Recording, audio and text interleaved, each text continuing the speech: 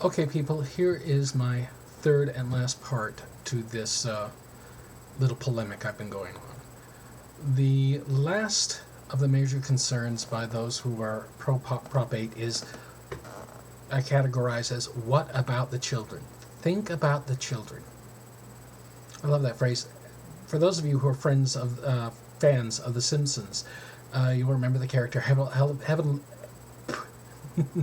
Helen Lovejoy, wife of Reverend Lovejoy. Anything happens, think about the children. Think about the children. Won't somebody please think about the children? Well, here's the thing.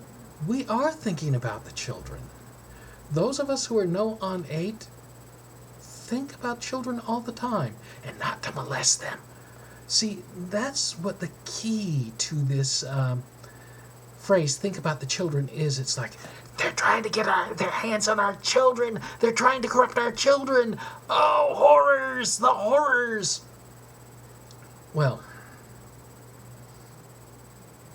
we're not trying to seduce your children.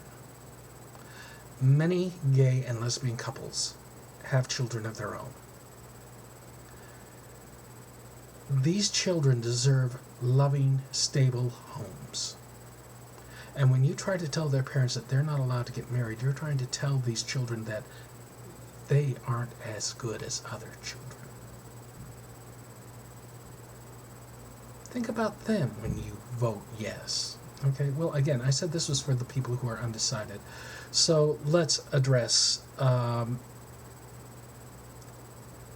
children as an issue. One of the ads has this little girl running up, Mommy, Mommy, look what I read in school today. It means it's about a prince who marries a prince, and I get to marry a princess.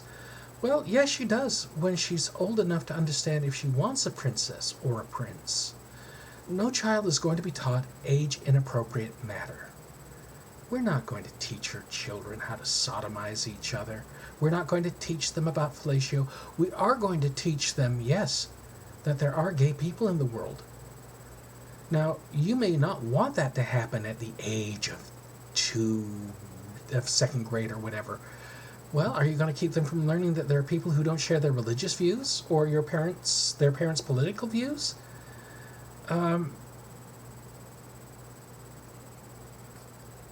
This hysteria that somehow children are going to be traumatized by this is, well, it just makes me think of this one thing that happened. I went to a craft store last year to pick up some items, and there was a woman. She had a baby in a car seat that she was taking around with her, and the baby was perfectly fine.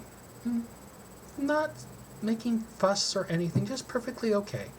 The mother had grabbed an item, and when she got to the checkout stand, it did not have its price on it. And she all of a sudden started, my baby is having hysterics. My baby is going to go, and he's going to start screaming and all this because, and I need to know that, why don't you people take care of these things? Why is there no price on this? This is going to have my child so up. The child was fine.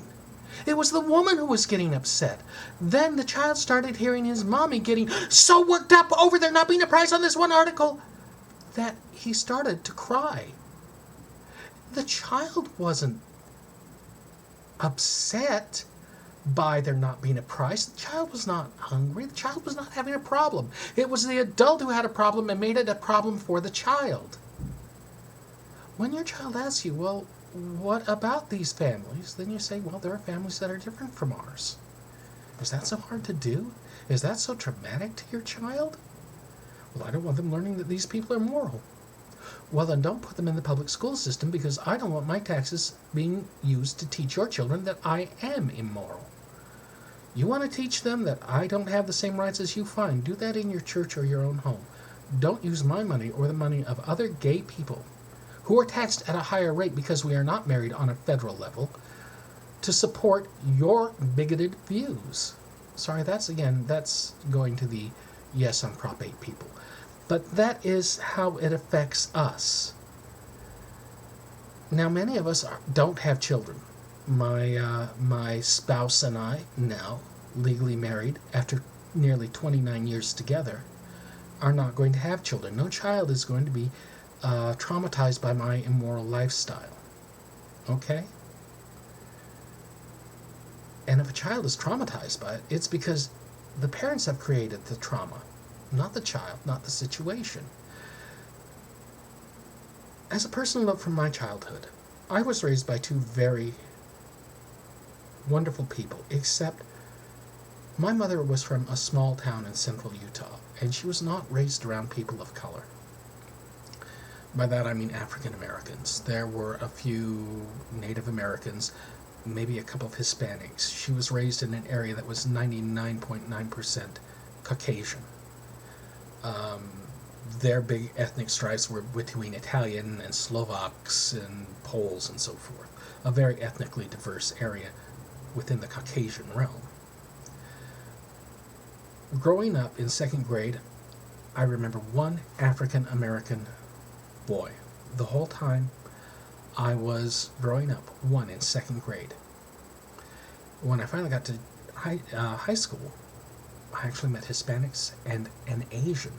One Asian in 1,500 students. When the miscegenation laws, the laws barring interracial marriage, were struck down by the Supreme Court, my mother's biggest concern was, what about the children? The children of these marriages were going to be tormented and tortured by other children because they didn't have parents of the same race. Well, guess what? As a nation, we got over it. And as a nation, we can get over the idea of two mommies and two daddies. It's that simple. You want your child to believe that I'm immoral? Fine. Then you can't object to somebody else teaching their children that you're immoral. For those of you who are LDS, whether you like it or not, most of you are viewed as a cult by the vast majority of the people whom you are siding with now. Your current allies believe you to be non-Christian. You may share these same values, you think, but you don't. To the Catholics out there, again, this is becoming a screed against the proponents of Prop 8. That's not what I intended this to be. But religion is a two-edged sword. And when you use it to cut me, somebody else can use the other edge to cut you. Think about this. Two loving adults entering a consensual relationship should not have laws specifically geared to deny them the ability to be together. Virginia has gone so far as to make it illegal for any citizen of the state of Virginia to leave that state and go to another state and marry a person of the same sex. In other words, if you're from Virginia, you are considered less of a citizen. Now, you can be a heterosexual couple, you can go anywhere, Las Vegas, get a 55-hour Britney Spears marriage, come back and have it annulled or whatever, and that's perfectly fine. But if you're gay and you marry your lover of 50 years and you come back to that state, they can throw your ass in jail. How's that for fear and bigotry? Why fear things that are different? Marriage has changed. This is just the latest change to come along. No one is trying to force anyone else to do what they don't want. As, I can't remember what Supreme Court Justice it was said, your right to swing your fist ends where my nose begins. Well, your right to your marriage stops where my right to my marriage begins. Think about it. Take care.